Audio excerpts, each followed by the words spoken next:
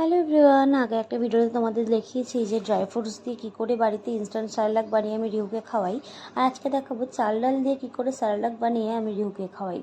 তো বাড়িতে থাকা কিছু ইনগ্রিডিয়েন্টস আমি এখানে নিয়ে নিয়েছি। আমার মনে হয় বাড়িতেই এর স্যালাডটা বানিয়ে নেওয়া বেশি বেটার বাইরের স্যালাডটা কেনার থেকে।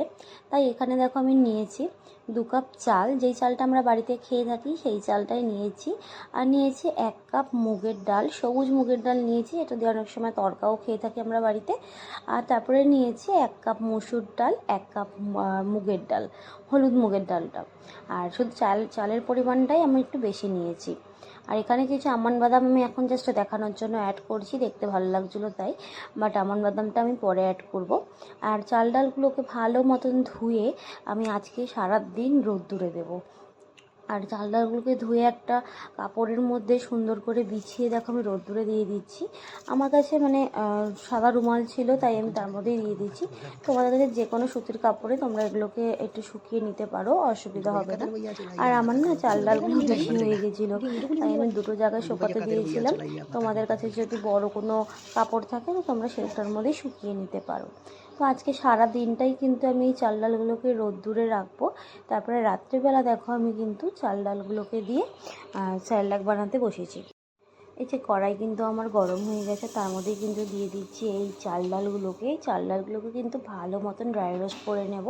আর কিছুক্ষণ ড্রাই রোস্ট করার পরে একদম লো ফ্লেমে ড্রাই রোস্ট করতে হবে, নাহলে তো ডালগুলো পুড়ে যাবে। আর কিছুক্ষণ ড্রাই রোস্ট করার পর না একটা সুন্দর স্মেল আসছে চাল ডাল থেকে। তো এখন আমার চাল ডালগুলো ড্রাই রোস্ট করা হয়ে গেছে, এবার আমি এগুলোকে নামিয়ে নিচ্ছি। আর তারপরে কিন্তু দিচ্ছি কিছু মাখানা আমি আমার বেবিকে দিয়েই থাকি অনেক সময় অনেক কিছুর সাথে মিশিয়ে, কারণ মাখানাটা অনেকটা পুষ্টিকর খাবার আর কি, তার জন্য। আর মাখানা যখনই ড্রাই রোস্ট হয়ে যাবে দেখবে এরকম একটা মাখানা যখন হাতের মধ্যে নিয়ে চাপ দেবে না, মাখানাটা দেখবে মুড়ির মতন ভেঙে যাবে। আর ঠান্ডা অবস্থায় কিন্তু মাখানা ভাঙতে চায় না, তাই এইভাবেই বুঝতে হবে যে মাখানা কিন্তু ড্রাই রোস্ট করা হয়ে গেছে। তো এবার আমি মাখানাগুলোকেও নামিয়ে নেব। তারপর ওই কড়াইয়ের মধ্যেই কিছু আমন্ড বাদাম, যেগুলো তোমাদেরকে আগে দেখিয়েছিলাম, সেই আমন্ড বাদামগুলোকেই আমি এখন ভালো করে একটু ড্রাই রোস্ট করে নেব। আর আমন্ড বাদামগুলো ড্রাই রোস্ট করা হয়ে গেলে এগুলোকে নামিয়ে একটু ঠান্ডা করে মিক্সিতে ঘুরিয়ে নিলেই কিন্তু স্যালাড আমার একদম রেডি হয়ে যাবে।